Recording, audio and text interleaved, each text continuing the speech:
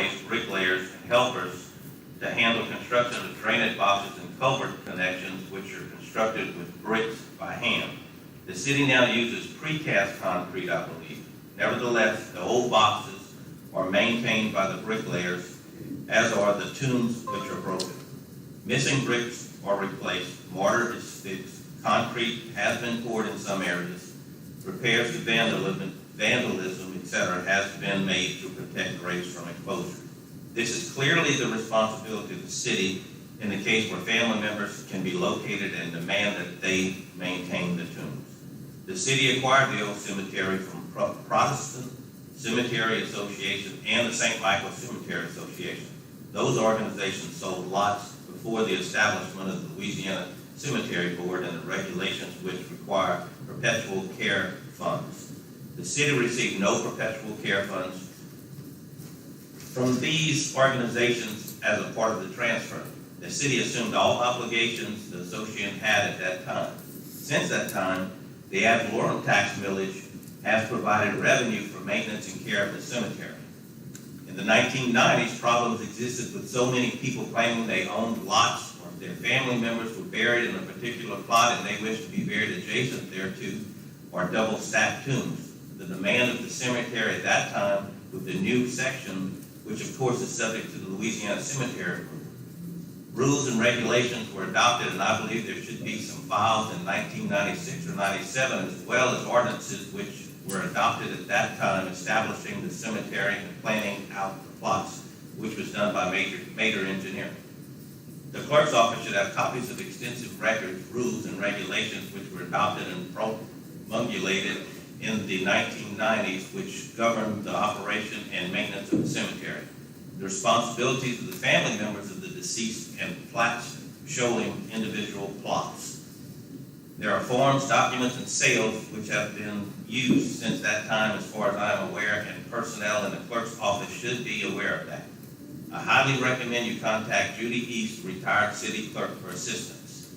Unfortunately, I believe some of the records may have been lost, as you indicated, with the basement of the old city hall flooded. However, I do have some files that contain documentation as well as copies of plats which may be of use in reconstructing this map. I also refer you to the rules and regulations of the Louisiana Cemetery Board with regard to the operation and maintenance of the cemetery.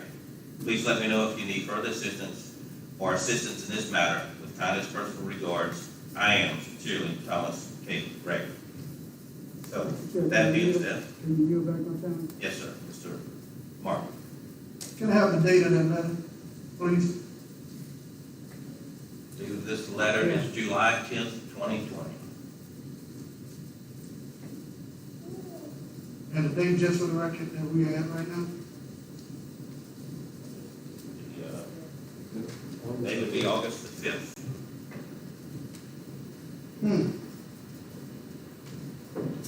So basically, the letter was sent to, and I want to make it clear, to the mayor, correct? That's correct.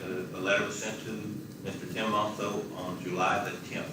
And just for the record, Public Works Director, Alan, y'all just got this information today, right? I was notified this morning, yes. Okay. Enough of this bull crap, man. Once again, they know this meeting is coming today, so guess what? All of a sudden, it's an urgency thing. You know, I'm asking this council, we need to change our bylaws, which we have a right to do, but we need to start meeting twice a month. Because this is ridiculous. Everyone that pays taxes in the city of Crowley, you know, I just caught my mother's taxes because what happened, my brother paid the parish, but forgot about the city. And on that, they have a cemetery tax. That's only one graveyard in the city that we take care of, and that's this one right here. Okay? So how in the hell you gonna tell me y'all cut grass there every other week, or whatever it may be, but no one's seeing these tombs? If it had not been for Clint and his wife walking out there, this would still be undercover. Am I in agreement with this? I'm so tired of we giving orders to the person that's supposed to be carrying us on a day-to-day on the legal side, and he gives his letter whenever hell he decides, whatever, but yet it's not being responded to. Okay? It's our job, I could have told you that, it's our job to maintain that graveyard. It's not nobody else's job, because we get paid to do it. Okay? The only one that takes any percentages of this tax is that graveyard. Matter of fact, at one time, Lyle, you remember, Stephen, we had so much money, we put a fence around the graveyard. It wasn't to keep the people out, it was to keep them in. Or the white, whatever it might be, I don't know what it is, but anyway, it was put up. And everybody questioned there, well, why y'all put that fence around the graveyard? Well, the joke at that time, we tried to keep the one that's in there in and the one that's out there out. But listen, it's to a point now where, and I'm hoping that whoever these graves are, that the family members don't come down and see this. Because I'll be honest with you, that would be one of my, I'm afraid to go find it, because I'm looking for my great grandmother, she's out there somewhere. And I know we hadn't been maintained, I hope that's not one of them. But look, I'm gonna ask this council, we need to change our bylaws and our structure where we don't need to start meeting twice a month. There's too many things that has that 30-day layover, where, as I said before, until it becomes pertinent, guess what? Even right there, we get to it, they don't meet for another 2 or 3 weeks.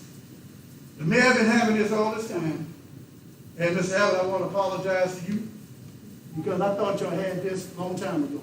But to say that y'all done, got it to date and done what y'all done, kudos to you and your team, Allen, as well. Look, we got a whole who's responsible. So, Mr. Chair, I'll yield back to you, whatever decision that you want to make on this, you have my full support. Thank you. Thank you, and I think we all agree with you, Steph, 100%. I'd like to know at some point how much money we have in that cemetery fund. I thought at one time it was over $200,000, so it's not a matter of money, it's just a matter of actually doing it. But if we do have the money, then we absolutely need to do something about this. And I don't know if we need to start locking it at night, keep vandals out. It could be damage from lawnmowers, it could be a lot of different things, but the ones that I saw almost looked like it was grave robbers going in there and actually busting up the coffins and where the hands would be, and maybe trying to get jewelry or something. But that takes a low life person to do that also. But anyway, yes, I agree 100%. Anybody else? Yeah, I'm sorry. Thank you, Chair. I just have a quick question. Did we all get a copy of that letter, or, because I didn't see it in the packet, Ms. Jones? It was just, no, okay. All right. No, Mr. Reagan just asked the chairman. Okay. Anybody else got anything on that topic? Okay, Mr. Just one question. Oh, yes, sir. With that request that you just made about finding how much money is into that fund, I don't think it's a question of how much money, as you just said, because this is the duty of the public. I don't know if it's Public Works or ground, I'm pretty sure between Alvin and Gilbert, they're gonna come up with a solution with this. But this needs to start yesterday of getting these things back, because we're getting into the rainy weather right now, and chances are you might have to bring, I don't know how they would get heavy equipment out there, but I'm pretty sure that concrete, I don't know if they would hand bring it, or have a way of getting concrete over there. We'll leave that for Gilbert's report, to see if they're gonna be doing the work. All right, well, I'll yield back until we get his report. Thank you. All right. If anybody doesn't have anything else, I'll go with Mr. Gilbert Ozing. You're on the hot seat. Good evening. Everything basically the same. I'm gonna jump right down to the thing we got done. Cut 10 trees in the month of July. We built 4 catch basins, repaired 1. All the grass was cut, the park preparation and everything, the neutral ground cut twice. Our top contractor had started my job on Avenue G and First Street. We found 4 sinkholes at developed, and we trying to work on that. And just this morning, we had a surprise with another one, Mill Street and Avenue D. So we left that and locked that off. So, and like I say, basically everything the same.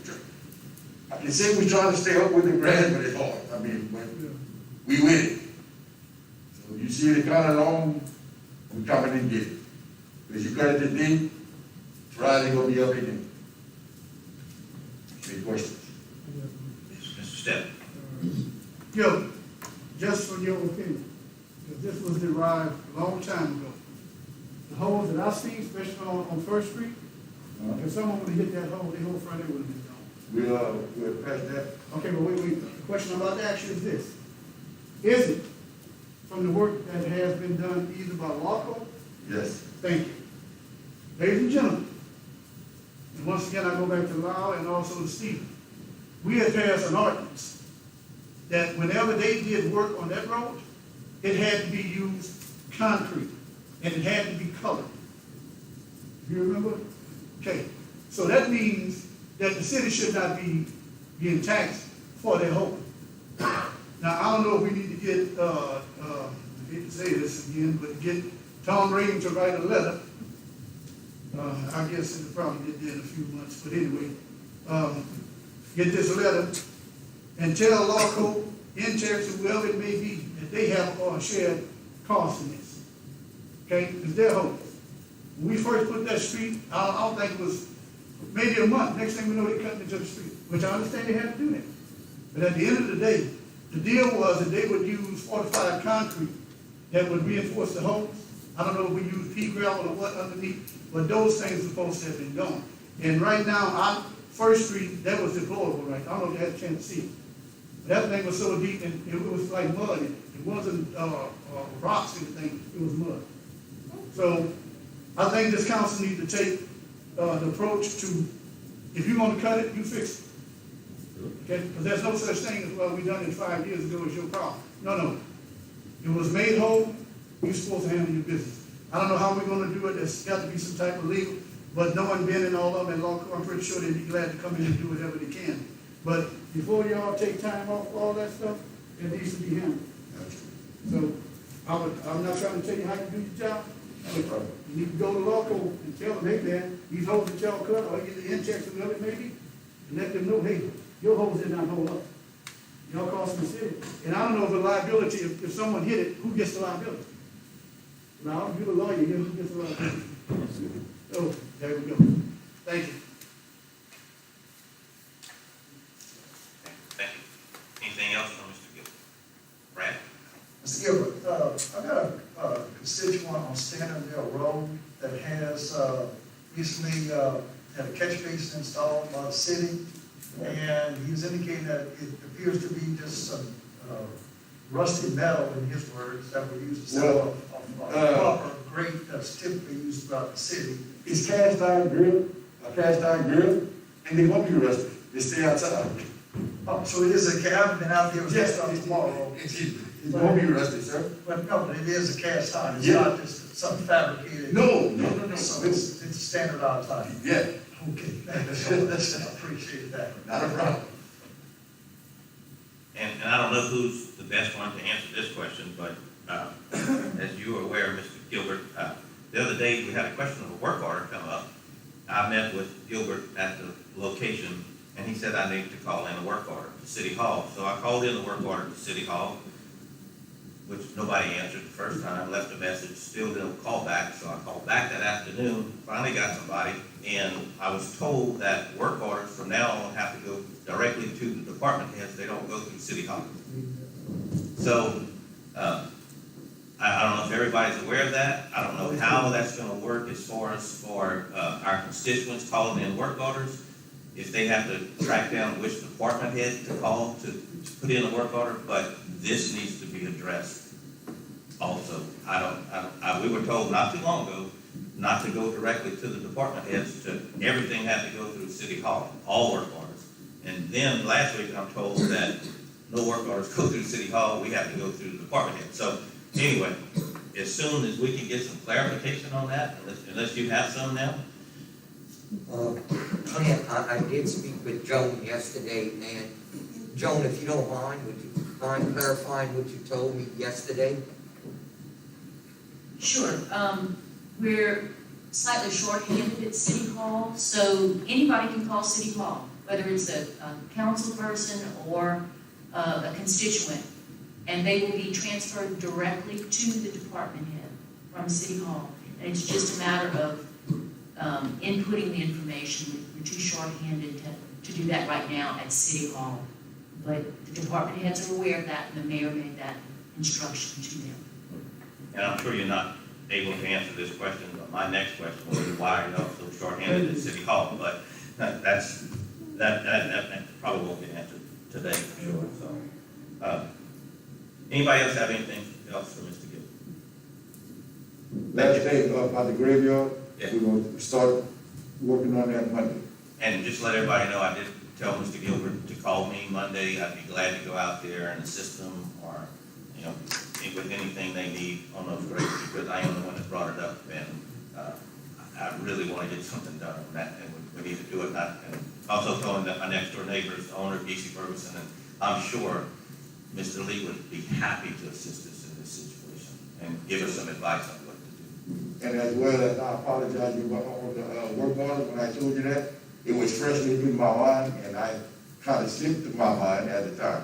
Yeah, but still, all in all, it shouldn't be that way to begin with. But anyway, I'm sure maybe next week we can get some clarification on that. Thank you. All right. Anybody else got anything else? That's it? Thank you. Okay, next up will be the city engineer, Mr. Tim Mater. Thank you, Mr. Chairman. I think you all have a copy of my engineering report, the usual monthly report. The first action item is going to be on page 2. It's the drainage and streets improvements project. The actual explanation and the action item will be on page 3. If you turn to page 3, you'll see the big A in the left margin. That is the status of the current drainage improvements project. As of July 31st, it's 16% complete by time, 12% complete by cost. And we're going to have partial payment number 2, where the total value of work done through the month of July is $505,389.68. We will retain $50,538.97 for labor and material liens, and so the amount due for the month of July is $196,171.87. And I would like you to consider approving that partial payment estimate number 2 to Southern Constructors, Inc. I'd like to make a motion to forward this to the full council as stated. Any discussion? All in favor? Opposed? Motion carried. Item B is also an action item. It's the B in the left margin. We were made aware of a situation on First Street between Avenue N and the Acadia Council on Aging office. It's on the south side of First Street, between those 2 points. We would like the council to consider a change order to the Southern Constructors contract that would allow us to extend drainage improvements from the outfall, which is right there near Avenue N, westward on the south side of First Street toward the Council on Aging office. We've estimated the cost to be in the range of $40,000 to $45,000. What I'd like you to do today and then on Wednesday next week is authorize us to prepare a change order that we would bring to you in September, where we would have the exact information we need. I didn't want to go to the extent of doing that work if you weren't in favor of the change order in the first place. So, if you would please consider authorizing us to prepare the change order, and we will present it to you at your September meeting. Yeah, Mr. Step. Tim, who was doing the work? Southern Constructors, Inc. out of New York. It's the same contract. You just approved partial payment number 2. I'll move on that. And I'll second. All right, Mr. Forsythe. Discussion? Tim, what does this do for the drainage in that area? Does this drain to the railroad track, or does this drain west? I mean, north? This system is set up to improve drainage on Riceland Drive and to end and south to First Street. And then there's an outfall ditch that carries drainage from First Street to the railroad right-of-way, where that ditch is located alongside BNSF, and it drains eastward to the big ditch that runs from north to south to Light. But it is going to facilitate additional drainage for Rice. But what I'm asking for here would not affect Rice. It would be adding to the west of the outfall. Thank you. Any other discussion?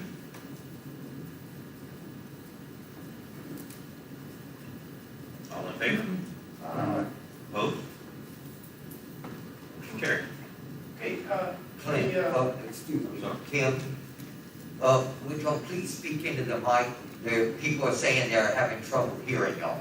I'm used to the country. I don't have the booming radio voice. Top of page 4 is the update on the street improvements project.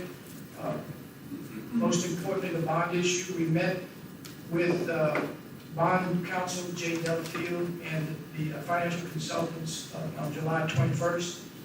And I got an update from them on the bond market. What we got out of that meeting is they want to come to council at your September meeting, give it another month to see what the bond market is doing at that time.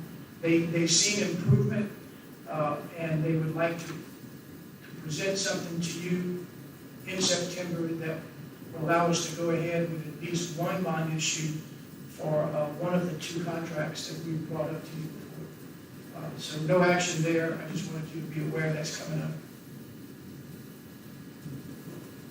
If you have any questions on that, the next item is at the big C in the left margin, contracts for fiscal year 2021 materials purchases. I've given you a handout, looks like this. This handout is a bid tabulation for all the various materials. These are materials that we take the bids twice a year, usually right before you begin each fiscal year. We've shown in yellow on that bid tab the low bid. Some cases we only got one bid, some cases there was competition. If you're interested to see how those bid prices look over the course of the last couple of years, if you look at the letter size attachment, looks like this.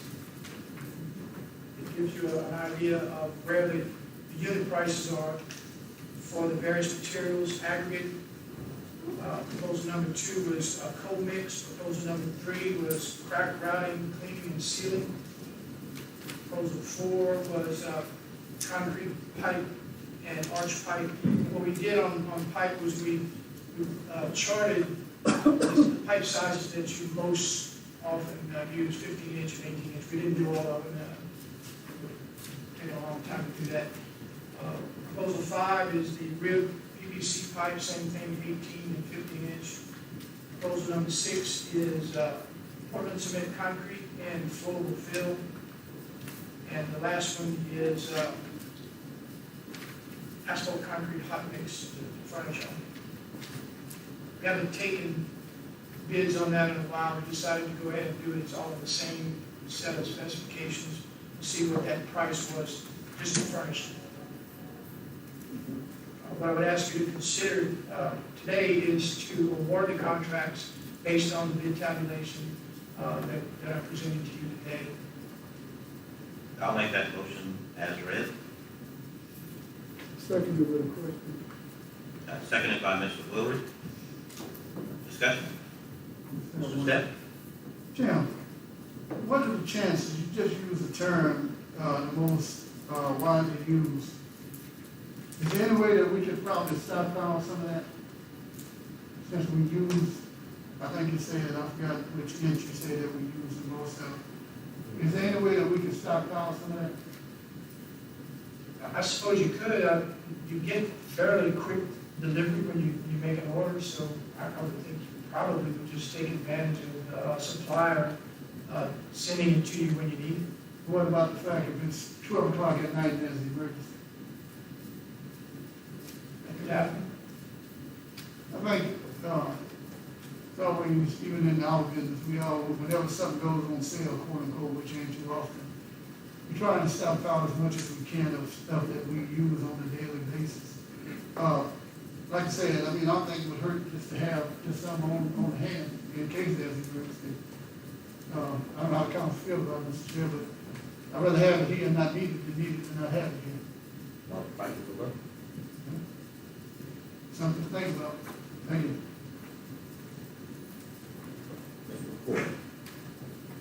Tim, on the bid calculations,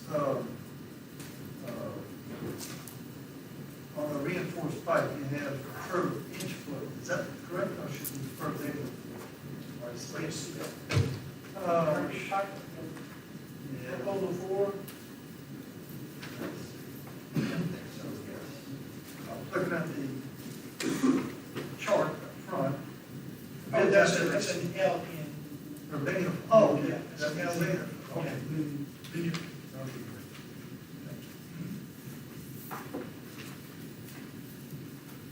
Okay, next would be the contract for the 2021 labor and material, labor and equipment general construction work. I've got the second handout for you. It's a letter recommending the award. We did receive bids from E.L. Habits. We received a bid from Southern Constructors and from Construction Pro, E.B. Futch and Sons, and Hawkeye LLC. And the bids ranged from a low of $1,700 per day to $7,885 a day. And the other three those were all in the middle of that range. If you recall, and it's in that same bid tabulation that's attached to the letter, the current contract that we have with the other Habits is $2,200 a day. We had expected it could go as high as $3,500. It was as much as, look at the last page, you'll see where it was in the past. $2,200 in 2019, $3,000 later in 2019 for that second half. $2,200 is where we are now, and as of September 1st, we save $500 a day. That's awesome. I'm being told that we didn't vote, we discussed, but we didn't vote on the first bid tabulation. So we had a discussion. So all in favor? Aye. Opposed? Motion carried. Thank you. I'm sorry about that. Go ahead. So I would like you to consider awarding the contract to E.L. Habits at the daily rate of $1,700 per day. Anybody's wondering what's going on there, I mean, it would be something that I would wonder about. I guess two things. One is that Mr. Habits is here in town. He knows the city real well. His response doesn't require a whole bunch of mobilization. Plus, he's had experience in doing this, so I think he probably sharpened his pencil, and I think he probably didn't want anybody from out of Crowley to get it instead. So he left a little bit on the table, and he'll suffer that for 6 months. And again, I guess. We certainly appreciate it. Yes, I appreciate it. I wish it was more for maybe 2 years at this price. Yes. That's pretty awesome, but anyway. I'll move to accept. Motion. Second. Second by Lon. Discussion? Just got one question, man. Yes, sir, Mr. Mark. Tim, who was that $3,000, are they using gold shells or something? What's going on with this? What's the question? The $70 to $800 bid. Yeah, I mean, they're doing the same work. I think they were hoping that all the other bidders got in a wreck on the way to bid. I don't think a wreck would have done it, man. Sounds like they're very busy. So we have a motion and second. And any more discussion? All in favor? Aye. Opposed? That motion carried. I question their seriousness. Everything else in my report is just updates. As usual, if you have any questions now or even between now and next Wednesday when you go through it, that's great reading material. I'll give you a call. I'll be glad to go over it with you. Anybody else got any questions for Mr. Baker? Thank you, Mr. there any other legal items to come before this committee? Anybody else have anything? Then this committee adjourned. Thank you, Mr. Prater. Utilities, Mr. Martin. Thank you, sir. The utility committee now we'll go into standing utility committee.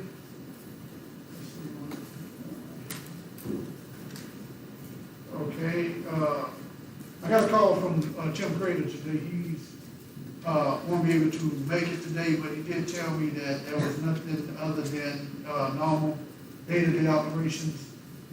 He had no problems with anything, and he asked if anyone would have a personal question to give him a call on the cell.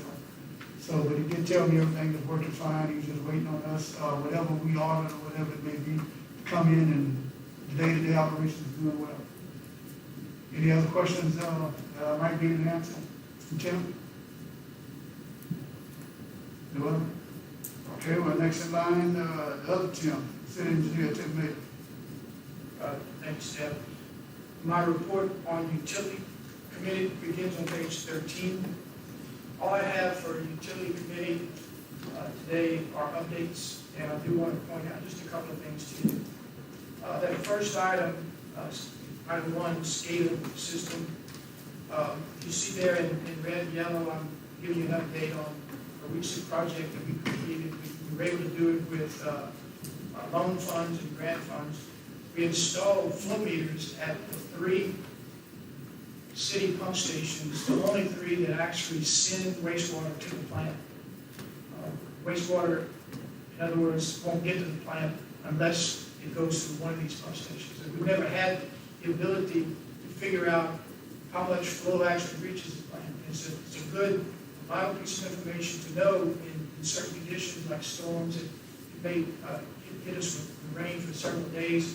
We need to calculate ahead how fast the wastewater pond is going to fill up, and what do we need to do to prevent it from overflowing through the overflow structure, those kinds of things.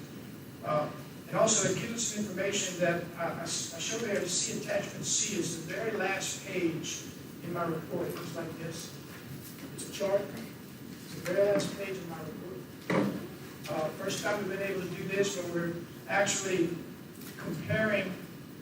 What you see there in orange is rainfall in inches. It's red on the right side of the chart versus total flow into the plant in blue, which is the numbers are on the left side of the chart.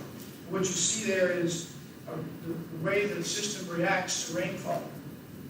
And what you can see is that given any of these rainfalls for the month of July were under an inch, and yet one of them that was up to about 3/4 of an inch, that's on the far right, increased the flow through the plant to 7 million gallons, where you normally flowing at 1.5 million gallons. And that's a piece of information that we'll be able to use in the future when we start doing repairs on the sewer system and trying to plug the holes that cause that inflow. We'll be able to see what difference are we making, and it'll help us figure out where to go to work specifically to get the most bang for the buck when we're repairing lines. Yes? If I understand you correctly, you just have a proportion or ratio as to rainfall to the total flow? That's what we're working on, proportion, and also what is the actual volume increase. If it rains an inch, what typically is the change in volume coming to the plant in a day's time? Right. Thank you. So I thought that was of interest to you. We're going to be giving you that report every month at the back of the engineer report. Tim, Yes, sir. the retaining pond, that's still a gravity system, correct? Natural gravity? The big pond, Yeah. are you talking about the one at Cedar? Yeah, out in South Crowley, still a gravity, Right. It's meant to be normally dry. If rainfall is enough and the pump station can't handle it, instead of backing up into the gravity system, it backs up into that pond, and when the system subsides, it flows back out. okay, thank you. Anything else then? Just the last, I'm sorry, Kim? Is this chart, is that for all three pump stations? That's Yes, all three? that's the flow that results from all three. Okay. It's the sum of the flow that we get from those flow meters for all three stations. But there's a way you can tell which comes from where? Yes. Okay. Any other questions before you proceed? Yes, sir. All right. Tim, can you give us, several months ago, we talked about a, project that was gonna be proposed along Western Avenue in the median, or is it Walco? And Yes. just haven't heard anything about that lately. Is that still a project in the works, or? I'm not any better up to date on that than you are. I haven't heard anything about it almost since they brought it up to council, almost 2 years ago. If I may, last time we had talked about it, they said that they were in the process of getting the right of ways, I believe. I think that's when it was going right down Western, correct? Maybe it was across the tracks. Yeah, I think so, with the railroad. That would make sense. And that was the last that, like you said, that I can remember them being up here as well. Railroad permits are traditionally very difficult to get. So that could be what's holding them up. They would have to go under, correct? Yes, Okay. Thank you. Any other, Clint? Do you have any updates on the grants that look like we were possibly going to get for upgrades at the sewer plant? yes, the only one we applied for that has promised is the Commonwealth project, which we applied, I think, for $1 million. I don't have it in front of me, but that one made House Bill 2. The governor left it when he signed the bill, and it's going to the bond commission probably in September, and now it waits for bond commission approval. So the bond commission has the last say on whether it gets funded this year. So we're waiting for that. Any other questions? Jim? The last item I want to bring up is item 12 on page 16. That's the sewer user fee rate adjustment ordinance. If you look on page 17, I have there in yellow highlighted the basic status. We've had what we call our first meeting with the review committee, the committee that was formed by the ordinance 1505 that you adopted in March. We had that first meeting, resulted in us providing law code for them to run through their database 8 different proposed user fee structures. We have taken that information and analyzed it, and it will be presented to the special committee actually tomorrow night. It's going to be at 6 o'clock. And what we plan to do from there is hold one more meeting between now and the end of the month to get final input from all the committee, and then we're going to make a recommendation to the city clerk, and that recommendation will be presented to council at its September committee meeting. No action tonight. Okay, Jim, the meeting's still gonna be at the, annex? Yes, sir. Which annex? You got two. Rice Festival Annex. Right, that's the annex. I'm sorry. It's the Rice Theater Annex. It's the, on Okay, is it a building in the back, or is it, okay, in the back, okay, thank you. Yeah, to go in on Avenue F. Yeah, Tim, did Local give any indication that, we had a 20% increase overall, and it doesn't seem to be showing up on our monthly reports that we get as far as the revenue being brought in. It should reflect a 20% increase also, I think, or even more than that, because some of the out-of-town people were getting charged more than that. I was wondering why that's not showing up on our collection that we're getting on a monthly basis from the city.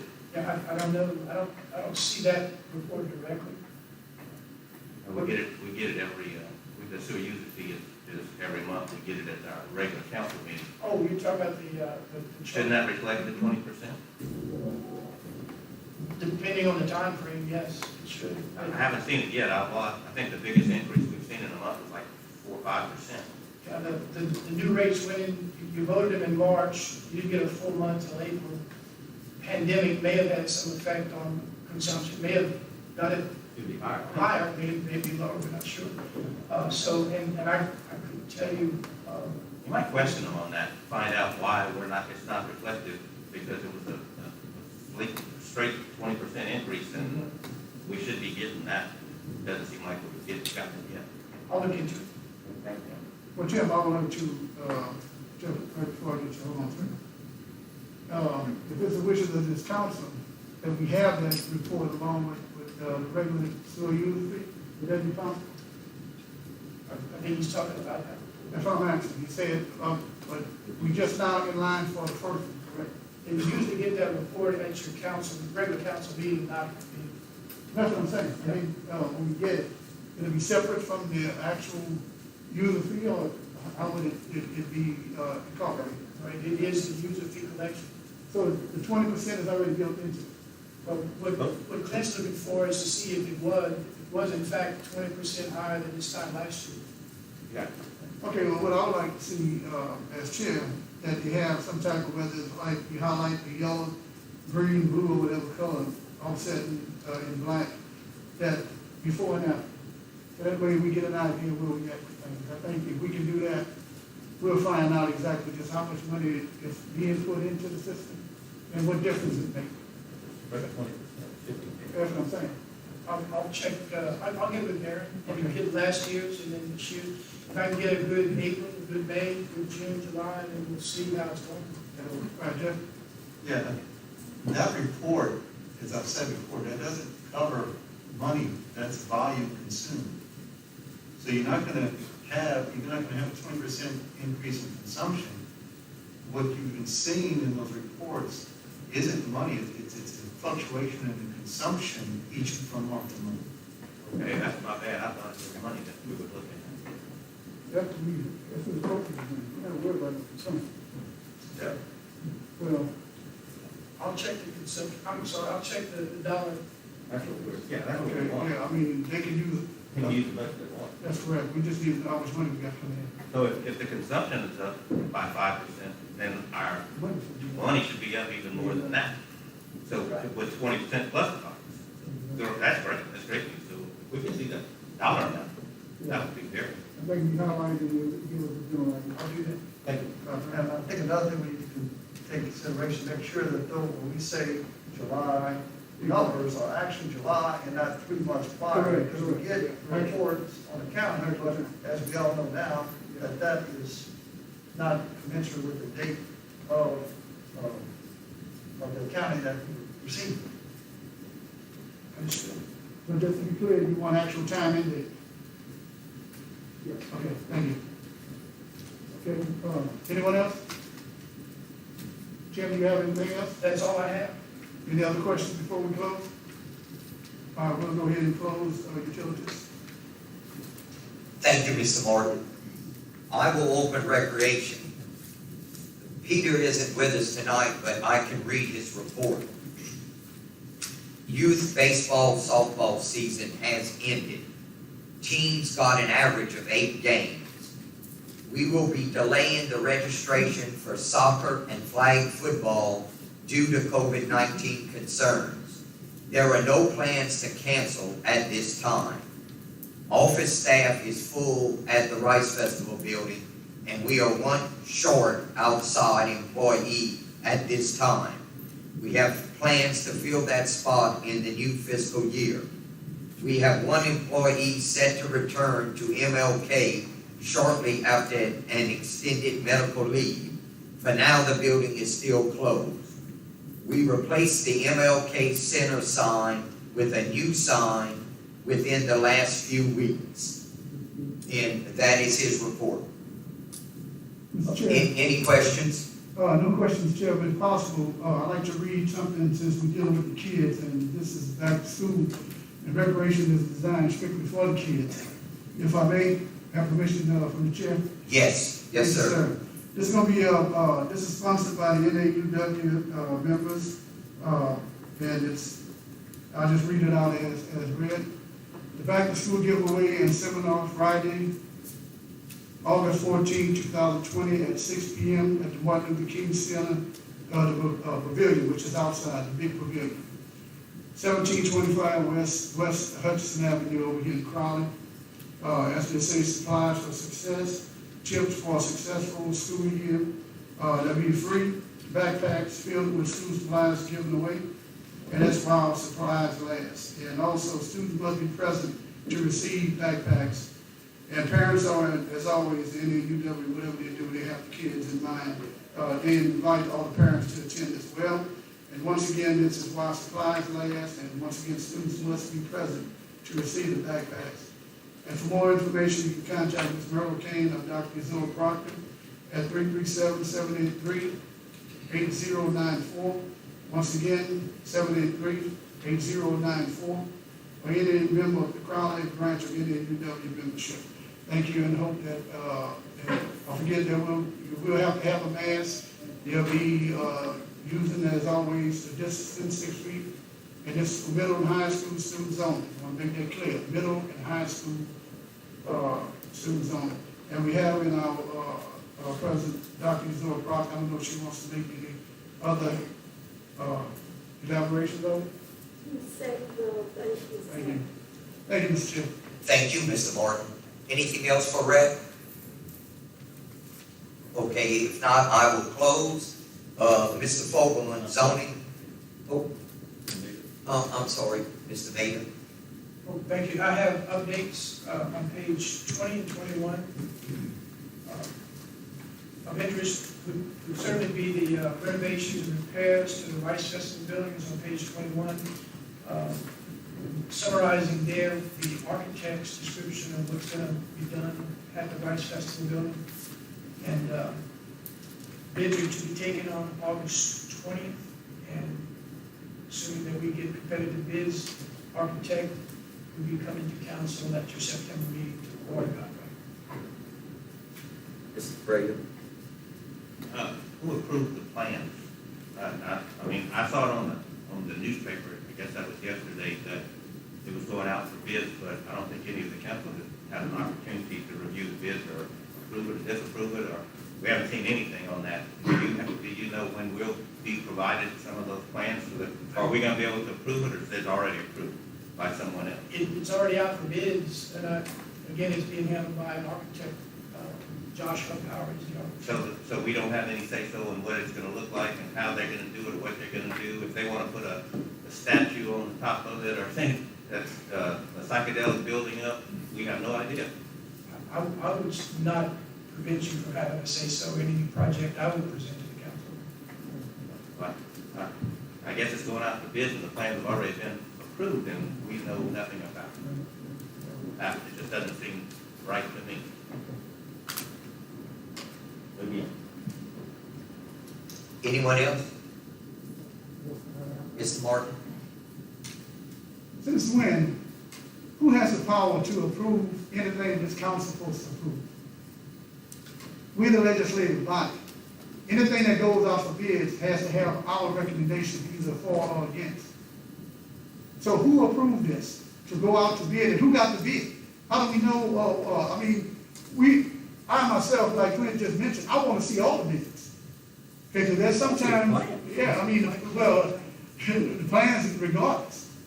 I think before we do anything with this, something, Tim, I don't want to hold up anything here, but I'm speaking on behalf of myself. I want to see these plans. And I want to see who bid it.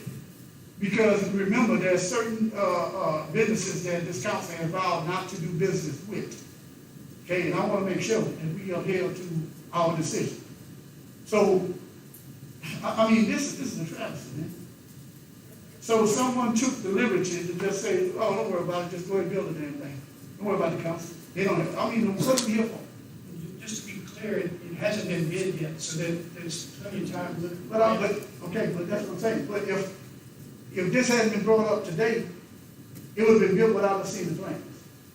The bids would have went out. Probably not, because you would have had to make an award at some point. Well, that's what I'm I understand you'd like to see that before. Let me mention this too, as it is coming to mind, is that the bids were authorized because the plans were approved by facility planning and control at some point. So you do have that independent look at the plans, and what their job was at facility planning and control was to be sure that the plans and specifications met the intentions, expectations of the grant, and they did that. So you do have the state's approval, but you don't have council's. Apparently you don't have council's. All right, well, who was the architect? Josh Huffhauer. You know why they know Josh Huffman? Okay, well, I don't. I think his office is in Baton Rouge, but he's been in Crowley. Yes, he does work for, on this type of, architectural work. Okay, well, the next question, was there, RFP for it? That's the advertisement that, Oh, you're talking about the architect. Right. services. I don't know. Well, you know, I mean, before I go into my constituency and they talk to me about the plans for who did what, when, where, and how did it get there, I like to know how the hell it got there. Okay? I mean, look, I don't like being in the blind with this. We have enough of this craziness going on in the city already. We don't know what the hell's going on at City Hall. God forbid, we don't know. But right now, it's got to a point now, you're dealing with taxpayers' money. That's not our money. It's their money. And I don't think we have the power to just sidestep one of the most important reasons that we were elected.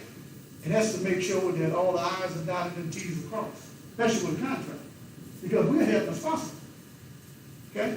At the end of the day, look, like I said, I don't know this architect, I know a lot of architects, but I don't know this personal architect. And believe you me, I don't have any reason to doubt his work or whatever, but I want to make sure that the RFP, which is a request for a proposal on this, was handed out. What was the final bid on it?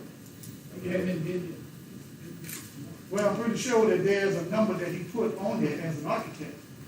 Steph, I know the grant is for $323,000. Okay. So did he eat up the whole 323,000? He expects, as I stated in the report here, $322,880 is the budget. And if the bids come in at or under that, then the city will not have to put up any funds, according to the architect. So with all due respect, Jim, you know I trust you. I don't have any problem as long as we've been working together as council.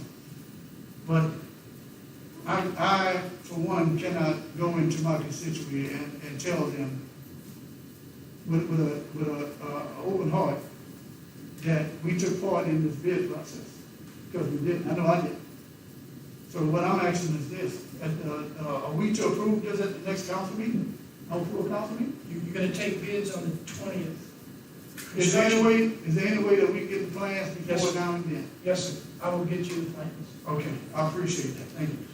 And, Mr. Braden? and is it my understanding there's a pre-bid conference tomorrow? On Bid this? comment, yes. So everybody will see the plans at that point. All the interested bidders are the ones that are gonna be at the conference to get a better idea of what the architect's intentions are. So would it be prudent for, if I wanted to see the plans or the council, when I guess we can get them next Wednesday? I'll work with Joan and hopefully get them to City Hall tomorrow. They're available because they're out for the bids, so I think what we can probably do is get a PDF and email it to them. Probably the easiest thing to do. Mrs. Ford? Two questions. Have the plans been submitted to the city? Are they at City Hall now? Mr. Miller would have to answer. Yeah, and I apologize, I'm speaking for the architect. Maybe he should be here answering these Yeah, questions. exactly. I was just giving you a status of the bid date and the pre-bid conference. And other than that, I'm not terribly much involved in it. So does anyone here know if it comes over to the city yet? Yes, the architect delivered them to the city in order for them to be advertised bids. Do you know when? Uh, Okay. And have they been reviewed by any council members? It's in our building, right here. I have seen them, that is it. I've seen them a couple times with Peter. Okay. Thank you. If it's acceptable, I will do what I just suggested is I'll get a PDF and email it to you. We appreciate that. Yeah. Just another question. Yes, Ms. Martin? So, the conference that's happening tomorrow, that's still going on? Suppose we reject the plans? Well, you could do that. If you decide to postpone or cancel the bid date, you can do that. I would also point out that in the description, it's a fairly innocuous project. It involves new ceilings throughout, new lighting throughout, stripping and polishing terrazzo flooring, brick cleaning inside and out, and a new sound system, a new office, as well as other miscellaneous repairs. So that, it's not a gem of a project, it's not a lot more going on there other than renovation and repairs. So there's no major construction? I would agree with that, no major construction. Okay. So we're not gonna straighten up those crooked walls all the way up and down. No, That's a real problem. it would cost a whole lot more than that. But we don't know. We have no idea what the plans provide until we just heard right I there. mean, that's what I'm reporting to you here today. And you can see the plans as soon as I get them to you in PDF. Okay, anyone else?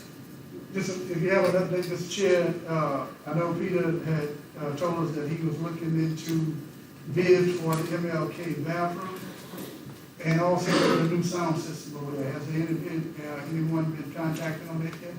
I don't have that answer, and Peter's out sick right now, but as soon as he's back, I will ask him. I'd like to have something in our council meeting possible. I will ask him, Steph, and hopefully he can have an answer for us for next week. Thank you, sir. Anyone else? Okay, recreation will recess. Zoning and annexation, Mr. Fogel.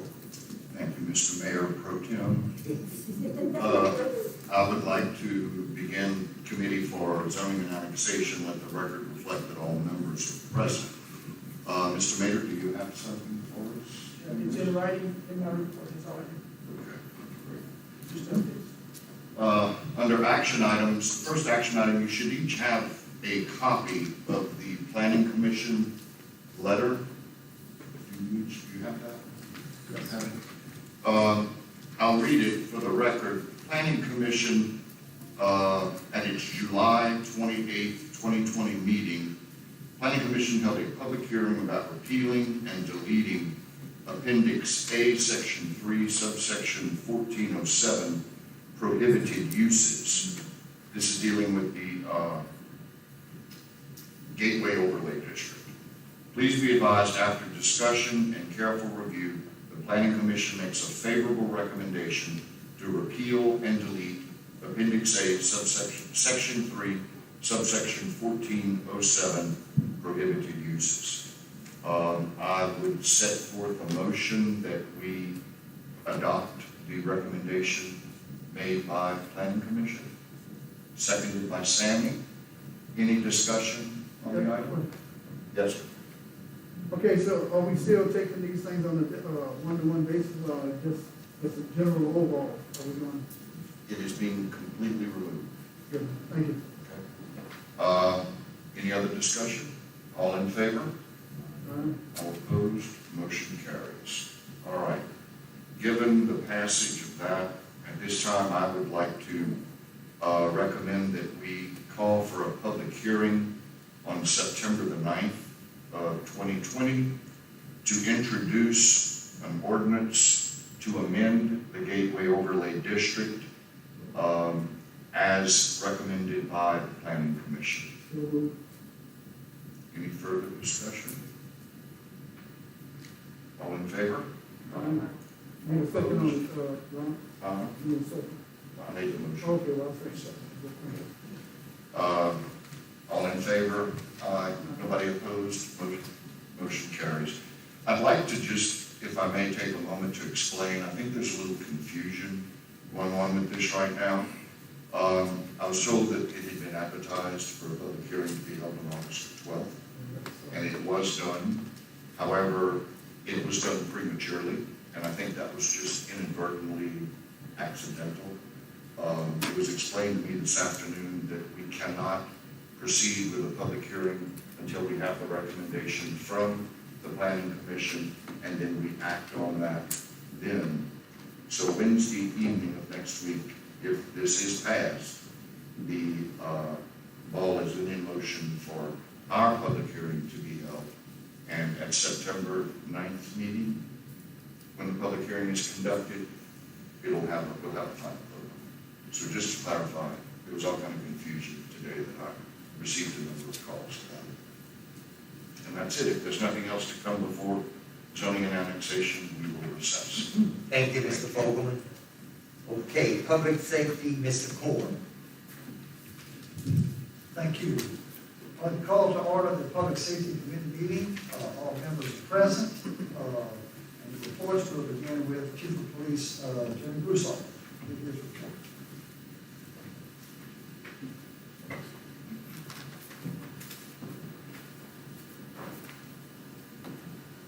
Mr. Mayor?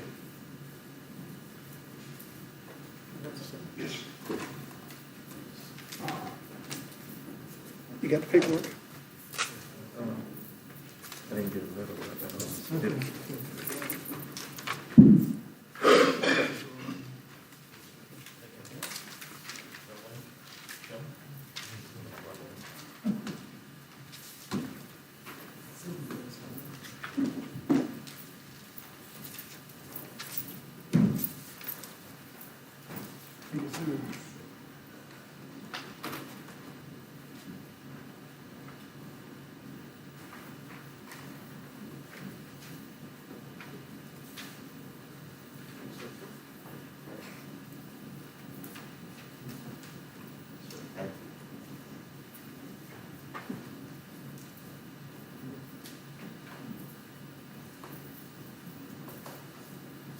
Thanks. Ladies and gentlemen, as you can see, our report for the month of August. Number of calls from July 1st, 2020 to August 5th, 1,098 calls for service. Of course, that ranged in variety of between crashes, just small alarm calls, things like that. But it is a higher number than we're used to, but we do recognize that during the summer months, activities usually increase, and of course, as phases are coming up and more availability is given, we're seeing more activity, so our rate will increase. Number of non-TED citations, these are regular citations, for the month of July were 10. TED citations in the month of July were 39. We have hired one new patrolman to fill what was the last slot available, and that is Patrolman Jonathan Benoit. However, on Monday, August 3rd, I received the resignations of Chastity Coates for personal reasons, Perry Neal, who is moving to work at New Iberia PD, and Corporal Robin Osborne, who is moving to work at Lafayette PD. So we have interviewed one potential candidate. The interviews have been done on this particular candidate. He will be going through the psychological evaluation, and depending upon the results of that, we will move forward with him. So that would fill one of the slots, so we would still have 2 available. 3 of the units were wrecked and awaiting insurance and justice for repairs. 2 of them were not the officer's faults. One lady smashed into the driver's side of one of the new police units for failure to stop at the stop sign. One was an officer's fault because he was not watching and ran into one of the yellow posts, which basically just broke the front little light fixture turn signal. The third one is the one we're still waiting on, which has been for a little bit. We're just waiting on the adjuster for that. The next one was, from that, we had declared all of those other Ford Tauruses surplus to be sold. We still have one Ford Taurus that is remaining on the lot along with the 3 Crown Vics, but that particular Ford Taurus has not been bidded on. It's been put out by LaMax. We've received nothing from that one, and hence with these 3 awaiting repairs, just requesting possibly, and I mean in collaboration, of course, with Julie Rivero, that we would take that one since there is no, interest in it from what it seems, to put it back into use on the fleet. And let's see, we have been in conversations with Kologic and Quick PD, and I thank those who assisted us in that. And they are working with us to resolve the problems with both programs. I personally had a meeting with the Collegic CEO, Mr. Matthew Teague, in my office, where we were able to resolve some of the issues, and he admitted that they had dropped the ball on us, but they were going to make it right and assist us in getting the program working to our specifications. In fact, we are sending them recommendations, they are tweaking it for us, and we will be having a training next Tuesday and Thursday for officers, and I didn't have that, I apologize on my notes, but for officers to be trained and dispatchers as well in the CAD system. We're actually using it right now on a trial basis. We're entering it in both Collegic and Grid PD so that we don't lose any. Though it might be double the work, we're just trying to get familiar and get a couple of the officers familiar. Some of them have worked with the program before. So that is a positive thing. Our officers are in training now for legal update with the district attorney's office. They just had a workshop yesterday, and they will have one tomorrow. And protective order training with the court's office. Just reminding the council of the favorable recommendation, and this would be up to you and Mr. Reagan, of the implementation possibly of the four-way stop sign at 12th and Avenue K, which would be close to the apartment complex. And then finally, one homicide is still being worked on. The other homicide and 2 attempted homicides arrests were made. And that's all I've got. Yes, sir. Thank you. Alderman Martin. Chief, it's been requested, and I told him I would bring it up, and my colleague happened to live on that road. I know there's a thoroughfare going down 10th Street. Is there any way that we can sanction a traffic study on 10th Street, especially in front of the fire training station? We need a break right there. We have to put a break, because when they leave Western Avenue, get to the hole, you know what I'm saying, down that road, right. until they get to the end. We will absolutely do that, not a problem, sir. I saw it the other day, and I'll be honest with you, I thought the guy was gonna get, I mean, when he hit that curve, I don't know how he straightened up, but anyway, God is good. He missed the kid walking on side the road. So we can do that. Absolutely, not a problem. We will get to that either later this week or next week. You have my word on that. I appreciate that. And, Mr. Chair, if possible, I'd like to, introduce someone if possible. Everyone knows that we've been having a problem with the grass cutting and the tearing down of the houses. Someone threw something in my face the other day that I had no way of even reacting to it, but telling them, you know what, I myself got to do a better job. The house that burned down on Avenue E, is it Avenue E? I think it's Avenue E, between 3rd and 4th Street. Yeah, it looks good, but it just was recently burned and it's down already. That's the problem. Why did that take the little time that it did to clear it off when we got in the city that's been there for years and hadn't been touched? Like I said, I got to do a better job. Maybe I'm not getting my point across. I can answer that for you, Step. Okay. Tim Roy purchased that property. He owns 2 properties on each side. It was an eyesore to him. He took the initiative himself to buy that property, pay all the fees that the owner had on the condemnation, and took at his expense and tore down the building. Okay, with that being said, I'll relay that to them, but it still has the quote-unquote psyche out there. They don't know this, because I didn't know this. So I'd like to introduce someone tonight. We know that Tony, is catching it. I don't know if he's here tonight or what. I'm not even asking the question. But the bottom line here is that we need someone to come into the city that quote-unquote, and I hate to use this, but it is what it is, in our section of town, they need to look like us doing this. Because I was told, and like I said, I was told this, I had no way of verifying it, and I'm not going to even try to verify it. But the fact of the matter is, when certain people come in, that's our section of town, it's like, it's a hesitation part of whatever, something that should have taken a few days. And we understand the fact of the matter, if I'm in a hot area and it's getting dark, I'm getting the hell out of there myself. I'm not going to, try and push that aside. But we have someone right now, if I may, I'd like to pass out, these are certificates of insurance right here. Now, if you don't mind, can you swing from that side and this way? And I'd like to call them to the front. Excuse me, do we have anything more for Chief? Oh, I'm sorry, Chief. Oh, that's fine. I'm sorry. That's not a problem. Thank you. And also, we have, our Chief Terry. That's not a problem, I just want to call. Before code enforcement, sure. Okay. I have some others that will speak also. Good enough, good enough, thank you. I'm sorry, I I'll thought I could. recognize, oh, no, not a problem. Not a problem, thank you. Next, we'll move to interim fire chief Terry Romero, to his report, which is also attached. Yeah, I think everybody might have a copy of my report.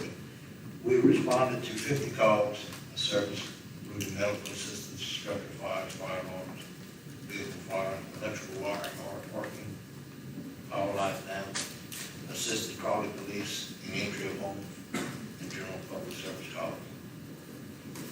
I'm happy to report we currently have no fire personnel out on sick leave with COVID, which we have been struck with 5 of them this year. Everybody is doing well, thank God. I had one firefighter that was out on extended sick leave for about 10 months with a badly broken leg. And he was real happy to return back to work, and so am I, because we definitely needed him. He was released to come back to work last week at 100%. We still have 4 positions that are open in the fire service. 3 of the positions were from the layoffs, and 1 of them was from a previous administration. We had a slot that was open, and it was never filled. Chad called FEMA Friday of last week and asked them some answers about the safety grant, which we're hoping to get so that we can rehire the 3 laid off firefighters. We are expecting to hear something within the next couple of 2 or 3 weeks from that. And we definitely would like to get it, because if we could fill these 3 positions with this grant, it would help save the city $153,883.14 a year for 3 years. We finally got both of the pumpers that was broken at Central back up and running. All the gauges have been repaired. I had one of the trucks, the AC was out. We had it repaired. And I was just notified this morning, the other truck, the AC unit, is out, and we have an appointment to get repaired next week. Also talking with the mayor, he had talked with the contractor and about fixing the driveway at the South Crowley Station. I talked to the contractor the other day, and he informed me the end of next week, we should be able to get started on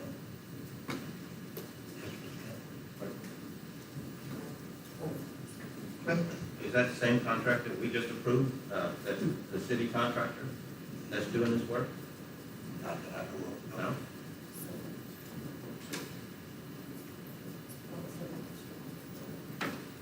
Do you know who it is, the contractor?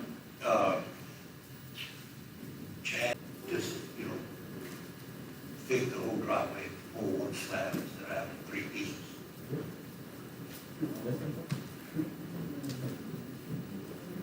I got a question. How much was this contract? The mayor's been handling it, I haven't been told anything. You know what? Has he done his work yet? He repaired the purling in the back of the building, and there was a pole that was in our way to where the truck would be able to use the back door to leave until the driveway was repaired. I don't know about y'all, but I mean, enough is enough. You cannot, under the Larson Act, the mayor has special privileges. Yes, he does. But sometimes you gotta use common courtesy. Okay, and that is to let us know what the heck is going on, especially, this is a public building. Okay? I don't understand it. We have 1, 2, 3, 4, 5, 6, 7, 8, 9 of us. Yet we don't have a damn say in anything. It's getting to a point now where, what are we here for? I ain't never heard of this before. You wanted the guy to go ahead and fix something, he just said, no, just do the whole thing. We got money. but yet we laying off firefighters. Can you tell me what rings with that? Chief, I'm not trying to be out of play with you, but some things has to put some reason into effect here. Okay? We may lose our class 2 rating, correct? Am I right with that? We should hear something around September 7th. It's looking like we will probably keep our class 2. I hope so. But also to let you all know, there's a diversion that settles a lot of the points that we get our rating Right. between fire and local. Right, well, I'm familiar. Right now, with all the, with us having to lay off these 3 people and stuff, the next rating, if the council, and it's something that you all can consider down the road, we got 5 years, but again, they can spot check us before. The fire department would need to upgrade the personnel to at least 12 per shift because of the fact that Rocco has informed me that they are doing a lot of major water changes. And with their water changes, the diversion will be very bad for us because we won't have the manpower to, according to PIL, to handle the amount of water available to fight fires. Is there any way the contractor could come in front of this council on Wednesday and explain to us the work he is doing and how much it's costing the city? What difference does it make? We approved the contractor just a little while ago that was already approved, and that's the guy that should be doing the work. We just heard how great he was, what a good job he does, but we're not using him. That's a disservice to that contractor, if you ask me. We asked him to give us a bid to do the contract work, and he's not allowed to do it. That's terrible. That's not the way to do business. That's not the way I would do business. I agree 100% with that, because right now, we starting to look like the funniest. I have one person chosen in New York. The City of Crowley is the greatest show on the web. Once again, I don't know what it's gonna take. We know the mayor's out, God bless him, I hope everything goes well for him. But he got a lot of questions to answer when we get back to him. He has a lot. And, so Chief, my main thing is that our fire rating stays the same, because if we lose this number 2 rating, everybody's gonna pay. Everybody. Okay? So I'm hoping that, when will y'all hear from this grant? We're hoping, they told us in the next 2 to 3 weeks, we should Okay. do something. Well, I'm asking this council that we got to bite the bullet here and find money somewhere. We can find money to put, concrete and whatever. We should be able to find money to bring back these fire purposes. Thank you. Thanks, Steph.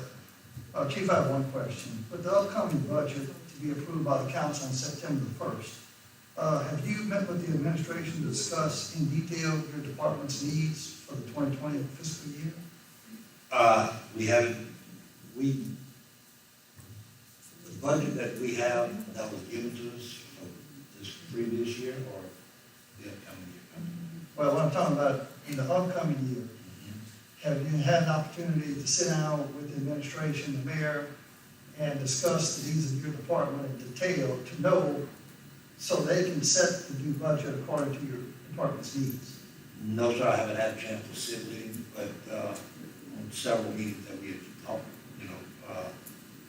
and mentioned to him, our rising cost of repairs and everything, that next year we would need some more of that there. City was looking for it. Right, in addition to the fire trucks that you were talking about. I just want to make sure that all of that is included into, the new budget, or is being considered. Yeah. And hopefully that'll happen really soon. Yes. Thank you. add that to the chief officer, that thing?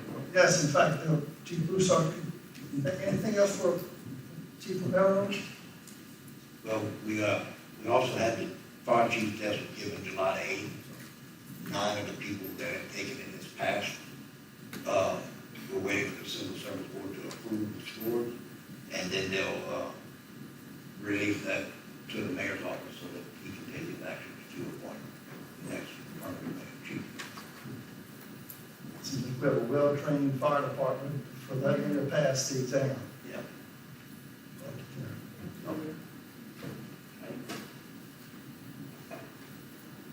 Chief Broussard.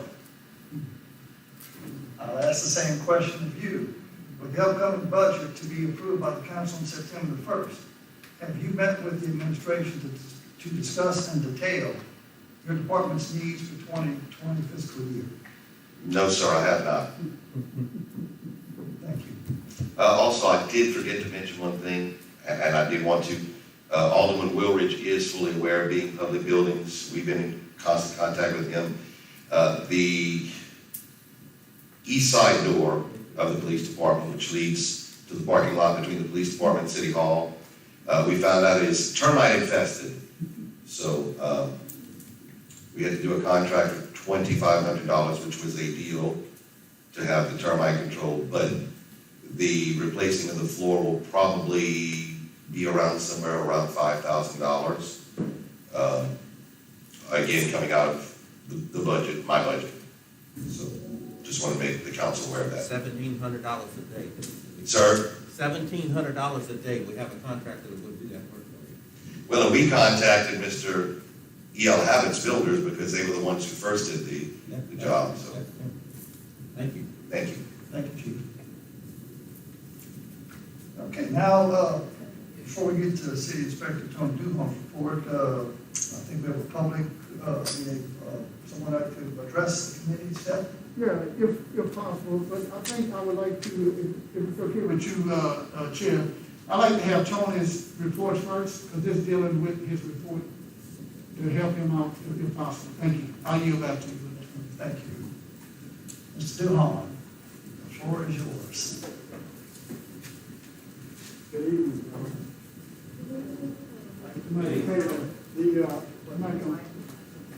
the update on the item of request on the condemnations. In January 2020, on the 2nd, we started out with 56 houses on the list. We prioritized that list. Since that time, we have cut that number down to 46, with 3 that are under demo permitting at this time. One of those had expired. We have 2 that are coming up for Rubens show cause out of those 46. I didn't see, I thought we were going to expedite an address, 318 West 9th Street. I didn't see that in the agenda tonight, but I thought it was on at the last meeting. It was, okay, so you add that to the 46, that number's slowly going down. Do we have more to add to that list? Yes, we do. Yes, 56 houses. Correct? Yes, sir, that's what we started out with, the prioritized list, yes, sir. Prioritize list. Here we are, 8 months later, and you've done 10 houses. Correct? That's the number, yes, sir. Have they been taken down? Some have been, yes. Those are actually the ones that physically taken down. How many houses, just off the top of your head, Tony, do you have right now that needs to come down? I really don't have that number. I mean, that's hard to get. Okay, all right, well, let's pay the common noodle here. Is it closer to 50 or closer to 0? Oh, definitely closer to 50. Well, you know what, Tony? I believe 2 things happen here. First of all, we ain't never get nothing done for the simple reason. I don't know what the holdup is. Now, you're using the virus, but these machines, I haven't seen the machines working. They ain't had one of them got sick yet. I haven't seen these machines knock down a house in 2 hours' time, and they ain't coughed not one time. Person inside, though, that's one person. Tony, you need help. And I want to thank you for hiring the guys I sent to you for the grass. So I'm gonna pull, something here, and I hope you do this. I wanna introduce you to someone. Mr. Alex, you wanna come to the forefront, please? To all the council members, you'll have his papers. He's licensed, he's, got, references, you call the mayor, Mark Piazza, they got rave reviews on his work. I had to call him, I've seen him work. He came to Crowley and he knocked down property. I wondered how he done that so quick. I left and went, eating nieces, came back, it was gone. I was like, damn. But to say his crew does not play around. So Tony, I'm gonna ask you and I'm gonna ask this council, this is kind of helping me right here, but because I spoke to some of the guys that tears them down, and they say they're busy. So I'm not gonna put that on you. I know that they're busy, because people are calling them all over. Matter of fact, two of them got called a bill flag. All right? I inadvertently gave the name to the mayor to talk to him, and she took him. But I would like for you to get with Mr. Russell. And like I said, I'm not trying to tell you how to do your job yet, but you need some help. The ones that are ready to come down, this gentleman is ready. I mean, here you go. I want you to have this. That's just paperwork right there. He's gonna give you a reference. And I'm hoping, you know, that winter's coming up right now. And we know that we're about to get in the rainy season, so the grass will continue to grow. If we can knock down just a couple of these houses, that's gonna show initiative right there. We know you got a lot on your plate. I've been checking around and talking to some of the guys, and they said like it was. You know, they said, we just don't have the time to take them down. You call, we don't have the time. So what I'm asking, if you can get with this gentleman, and whatever y'all work out, I'm pretty sure y'all will come to some conclusion, because I'm pretty sure it's property ready for that thing to come down from her house, and they got about, like you said, close to 50 others that's ready to come down as well. So I hope that y'all come to some type of agreement, and hey man, we're gonna pull for you. But we also here to help you, man. Okay? You need help. Let us help you. And I hope that y'all work out something. That's all I have to say. Thank you. Y'all can introduce me. Thank you. Thank you, sir. Tony, I think the next one on the list was citations issued due to violations of code enforcement. Yeah, License on that. So we started issuing warning tickets at stage 2 after the COVID. We had issued 4 warning tickets. Off of those 4 warning tickets, the days that were allowed, they got compliant. We issued a 5th warning ticket. It didn't become compliant. So we issued a citation. The citation to come to court is going to be this month, the 19th. So that's where we're at on the 5. We also made 2 attempts. I want to say, was that last week? Last week, to actually issue a warning citation. Unfortunately, it didn't occur. My concern is, with the society that we have today, is our safety. It was really not a pretty situation. I don't remember the gentleman's name that was, he was at his mom's house cutting grass, and he came over to see what was going on. So I'm a little concerned on that issue. We are starting to, that's on the citation thing. Not every time we can issue a citation, because most of the time it's unoccupied. Okay? So we go through the process of the paperwork, the certified mail, and we work it that way. We have been installing public safety signs up. We've got about 6 of those up. which is similar to the condemnation signs, warning condemnation, which states, the safety sign states that this house is uninhabitable, no one should be in here. If someone is, in other words, trying to help, I really don't want to use this word, but this is about the only thing I can use, the squatters that are in those uninhabitable homes.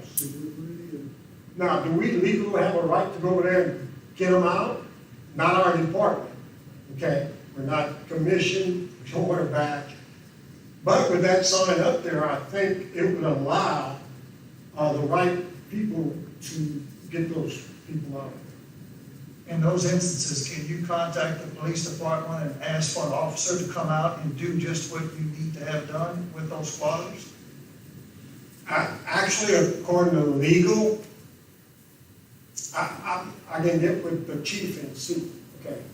If they break the law of the sign, I would have to say so. Yes. But as far as code enforcement, we have to do our just process, get it to determine that it's uninhabitable. As far as evicting those people that are in the homes that don't have running water, we have to take that and then give it to legal, then go to the court and create an eviction notice. And upon that, then it creates another cycle of the process. So I'm hoping the sign, and I'll get with the chief, maybe that could occur a little quicker. That'd be great. And then I just want to also mention, in those instances where you feel uncomfortable because of the surrounding that you're in, from a safety issue, please feel free to call the police department and have an officer assist you. Because I don't want you in a situation, that could be harmful to you. Yeah, no, usually in those situations, Tony and I both go. We don't let each other go in a situation that might be. But still, if you need an officer, please don't hesitate not to issue a citation when an officer can be called and to assist. The chief is right there to fill in. Yeah, I just wanted to mention that if Mr. Duyon or his assistant is on a call and there is someone there, of course, he was correct if the person has residency there, even though it is uninhabitable, then they have to file the formal eviction notices and everything. However, I think Mr. Duyon would concur with me that a lot of times those that are staying in those houses are not the appropriate residents. So in that case, that would constitute trespassing, of which they can be cited and removed at that point, so. Thank you for the clarification, Thank you. Chief. Anything else? Stringfellow? Thank you, Chair. I think we were going to have a report on the update at the animal shelter. Oh, is that next? Okay, I'm sorry, I was jumping the gun. Okay. So we'll move on. We'll move on to that. Yes, please. Okay, so animal shelter is still underneath our department. It's still underneath our department. Okay, correct. That's probably gonna stay until we address the new budget and switch things around. I would make a recommendation to remove that and put it in another department, which we made that recommendation a few years ago, but we had to switch that around. If it stays underneath our department, right now, it's with, I think we have a contract with the, yes. And Cody assists them, but he's actually hired by the city. So my understanding is the contract that was signed, I've not physically seen it, states that, okay, good. But it states that we take care of the dogs for the first 5 days. Or the animals, I should say, for the first 5 days. After that, then the organization that we signed a contract with actually takes over from there. Now, I think there were some concerns going on with animal control I'm unaware of. So that would be, Eric might be able to fill in, I can certainly give you some also. Hopefully I can kind of help you on this a little bit. I went out there the other day just to see how things were going, and cleanliness, everything was really, really good. But the animal control guy told me, I walked back there, I said, mind if I go look? It was 14 dogs back there and 13 cats. There was only 2 kennels open for dogs, and there was 1 kennel open for cats. And his words to me were, if we fill those 2 slots this week, and this weekend I get a call about a vicious animal bite or anything like that, I can't respond because I don't have any place to put the dog if I go out there and get him.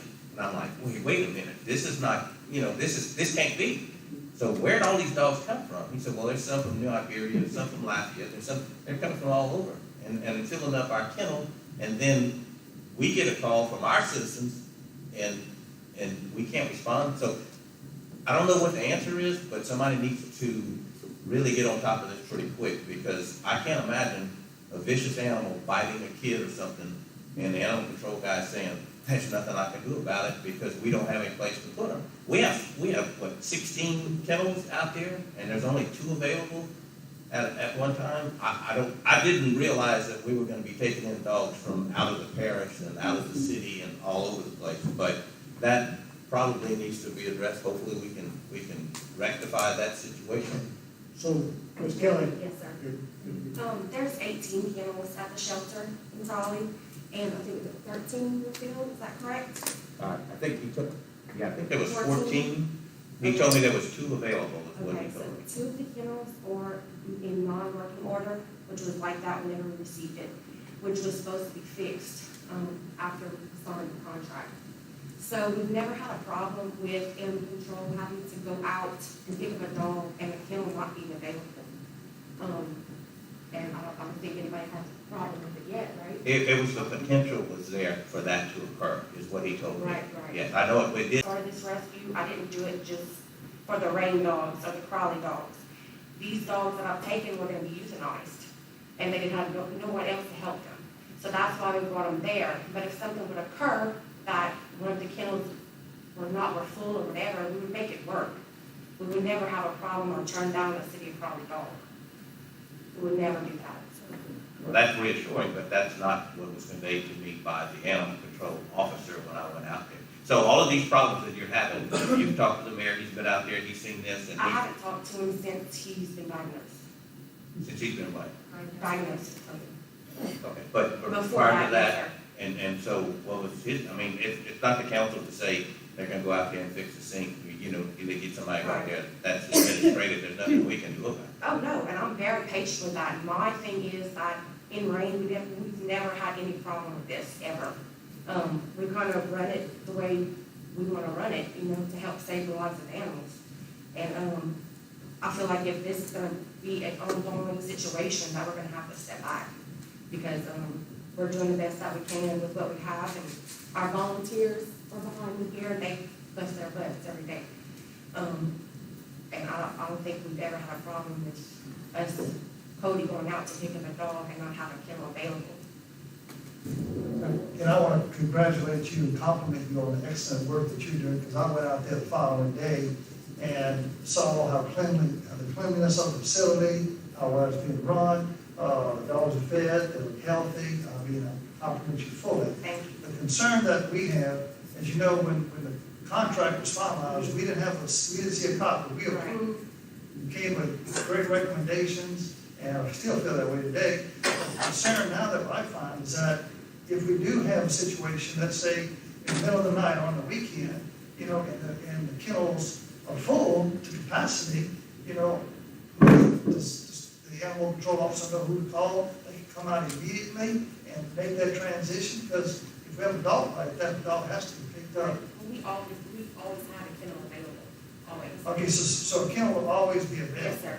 And I guess the next concern from the citizens is that this is a Crowley shelter with Crowley textiles.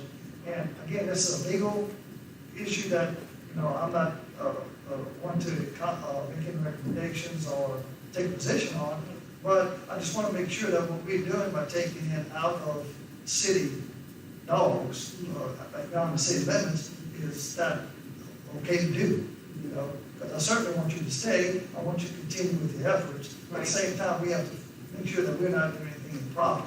Yes, sir. But, thank you. Step. I'm sorry, what's your name? Kelly? Kelly. Yes, sir. You the same one that we had spoke to the first time? Sir? You the same one we had spoke to the Yes, first sir. time, that Chuck came? Yes, sir. Yes. Yeah, well, that's why we don't mess with Chuck. Listen, you remember what I asked you? I asked the council. I asked you, I said, do you need any money? Yes, sir. And your words to me was, we got it covered. Yes, sir. Okay. The money that's in the budget could buy extra chemicals. Yes, sir. It could pay for a plumber to go and unstop the drain or whatever. I know you have noble causes, but everything costs money. Yes, sir. But I wouldn't, and I would ask the chair, if it's possible, Chair, that we utilize the money that we have budgeted for, the kennel, and let her use it to her discretion to make the day-to-day operations work something. Because what I'm hearing right now, I mean, and I applaud you for not wanting to kill any animals. I don't care if they come from New Orleans. I ain't got nothing against New Orleans animals, but I'm just saying. If you can save a life of an animal, God bless you. That's God's living creature. But at the end of the day, everything costs money. Yes, sir.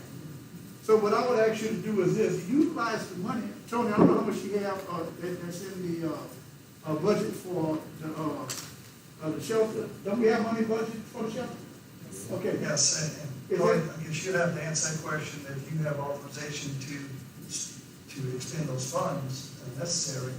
Well, first of all, the concerns about the outside dog kennels and what's going on is new to me.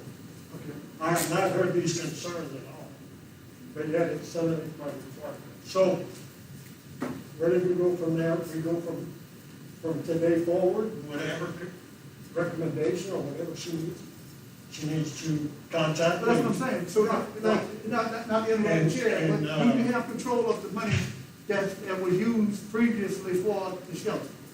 Is Yeah, there if money we still have in it the in the budget? budget, we can make a request. But that's what I'm saying. Yes, sir. With overseeing in your department. Yes, sir. In other words, whatever Yeah. request, we don't want to decide to go to, once again, to the Saints game, you understand, and pick up a dog that happens to be on the side of the road, but she got to go to the game to get it. Yeah. But at the end of the day, if you know there's a dog in New Orleans that needs to be gotten, you understand what I'm saying? Mm-hmm. I'm not trying to make fun of it, I'm trying to lighten it up, because this is serious. When it hit the paper, yes, I think it was yesterday's paper, on op-ed, I was surprised. I was very surprised. So at the end of the day, I'll have a good one, but hope you feel better.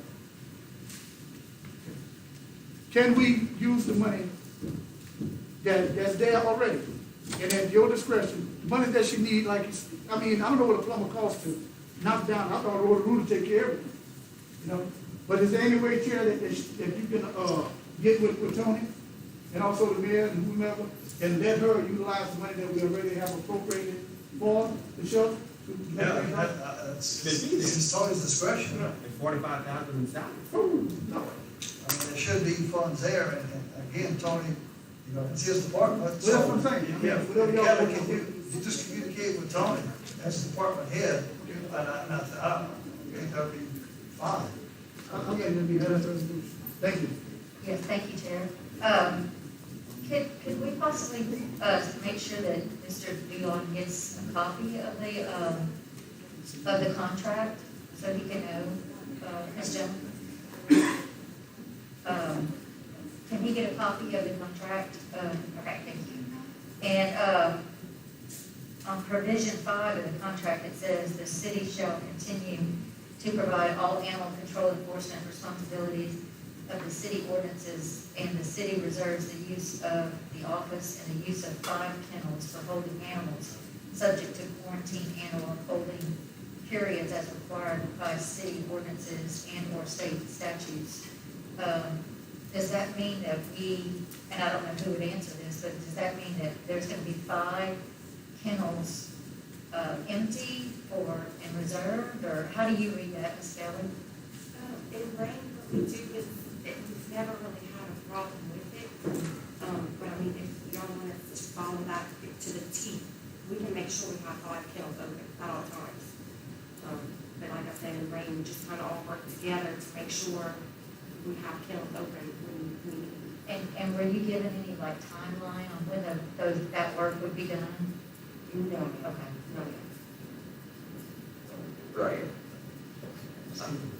I've just got a text from Mr. Reagan, and he informs me to tell Ms. Briscoe that the use of space for outside animals was not in the agreement.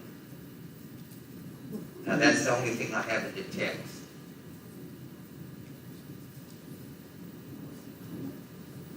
And again, maybe something that needs to be addressed,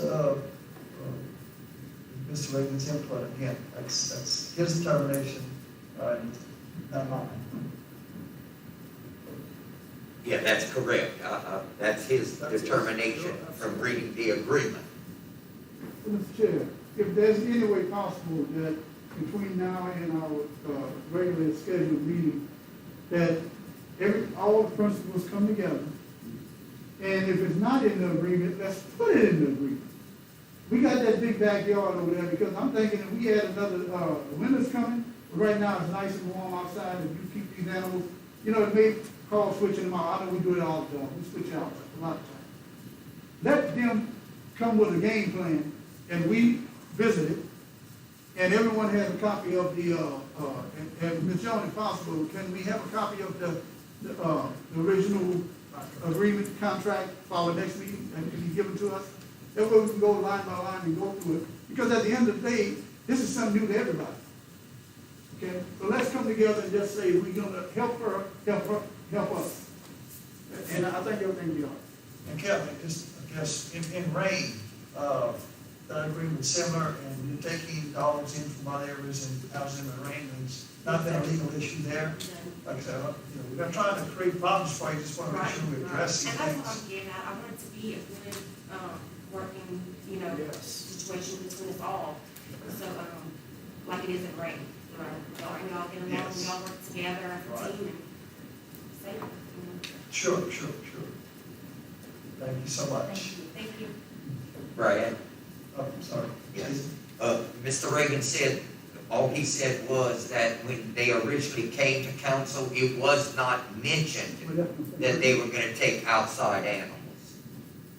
Okay, so it may not be a problem. Okay. I mean, is there? But that's something we need to clarify, that way we make sure we're doing things correctly. Keep it going. Good job. Okay, do we have anyone else that wanted to speak on behalf of code enforcement?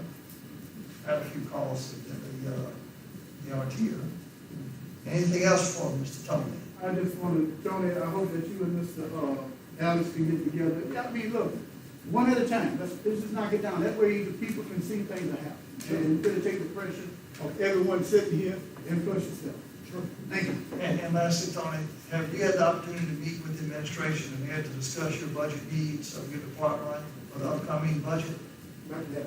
Not yet? Thank you, sir.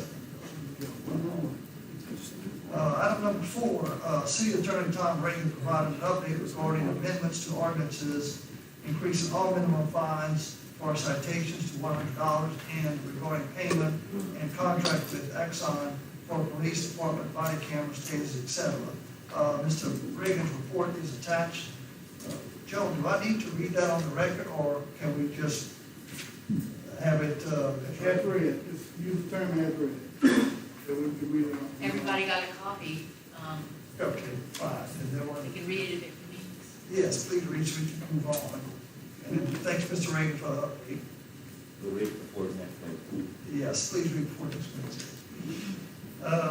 Under beer and liquor licenses, no applications, no renewals. Under action items, a recommendation to issue a rule to show cause for condemnation of property belonging to Michael Stafford and Casey Como Stafford, described as lots 2 and 3 of the Savvy Broussard subdivision, having a municipal address of 1008 West 11th Street, Crowley, Louisiana. I make a motion to approve this item for consideration by the full council. Second. Motion's made, seconded, Alderman Martin, any discussion? All in favor? Any opposed? Motion carries. Number 2, a recommendation to adopt a resolution canceling and rescinding the rule and order of condemnation against the property belonging to Randy Huffbauer, known and described as Lot 3 of Block 62 of the City of Crowley, bearing a municipal address of 416 North Avenue E, Crowley, Louisiana. I move to approve this item for consideration by the full council. Seconded by Alderman Stringfellow. Any discussion? What is it? That's one that was clear. Oh, okay. Yeah, this is the one that you mentioned earlier. So- Okay, thank you. That's what I was gonna say. Okay, all right. Under discussion items, Alderman Martin would like to introduce a local businessman who does demolition work and cleans properties and lots, which he has done. And thank you, Steph. Any other legal items to come before the committee? If there are none, then committee recesses. Thank you, Mr. Core.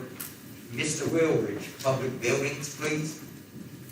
On the public buildings, we're to inform everybody was present on the action item. The resolution of the mayor and board of aldermen for the city of Crowley, City of Crowley, Louisiana, authorizing a lease to the assist agency for the office space in Crowley Enterprise Center located in 11 North Parkson Avenue, Crowley, Louisiana, to provide for the item, return recognition thereof, and to provide for all matters related thereto. Drafted of the lease and the resolution attached. Mr. Chair, Yes, sir. before you get a vote, well, go ahead and offer it, and I'll explain something if you don't mind. My recommendation, I would like to keep it the same. If not, do a 25% inflation and cause that, you already know what the CIS agents do for the city of Crowley. They help our seniors, they help our protection and all that.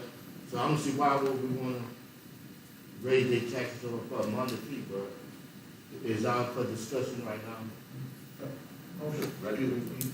Was this a form of a motion? Yes, sir. And you need a second to discuss, please. Do I get a second to discuss? I'll second. It was second by Mr. Brad Cool. Is up for discussion? Okay. Councilman Martin? Mr. Chair, and all council members, it gives me great pleasure to bring the assist agency into our meeting for the simple fact, community action is where I got started at. The assist agency is a community action agency that provides, I want to say, from everything from help with utilities to weatherization. I don't know if they still have it, but they have access to another community action agency that does the weatherization. You might have seen the trucks riding around insulating houses and whatever through SMILE, but one community action agency is just as good as the other. The assist agency, we also know that at one time they were doing the summer meals, which I understand they returned the money because of the COVID virus. But this is community action. All they do is help. They don't, the salaries are paid by CSBG, which is community service grant. And but to be honest with you, they don't get what they deserve. They do everything from helping people with taxes. And I think it would be incumbent on this council to help them by leaving things as it is. I understand that they're requesting, because of the virus, a 25% reduction. If we cannot do the reduction, I would ask that we leave everything as is, because at the end of the day, the service that they provide brings a lot of business to Crowley. They stop and eat to different places. This is the main office over here in Crowley, so when they have their meetings, board meetings or whatever, they use our restaurants over here. So they have a lot of pluses with them. I can't think of a negative at first, but I would ask the council, if we cannot help them by giving them a reduction, that we leave it at the regular rental. I'm not sure what the total was, but they take it up over 3,000 square foot of the Enterprise Center, which been there for a while. Had it not been for the assist agency, the Enterprise Center would not have been profitable. So I would ask the council, even though I'm not on this committee, to please, if possible, to allow them to, keep the same rate of pay for, per square footage. And, by doing this, we not only help the assist agency, but we also help our constituents as well. Thank you. That is Mrs. Houston, would you like to say something, sir? Unless y'all have any questions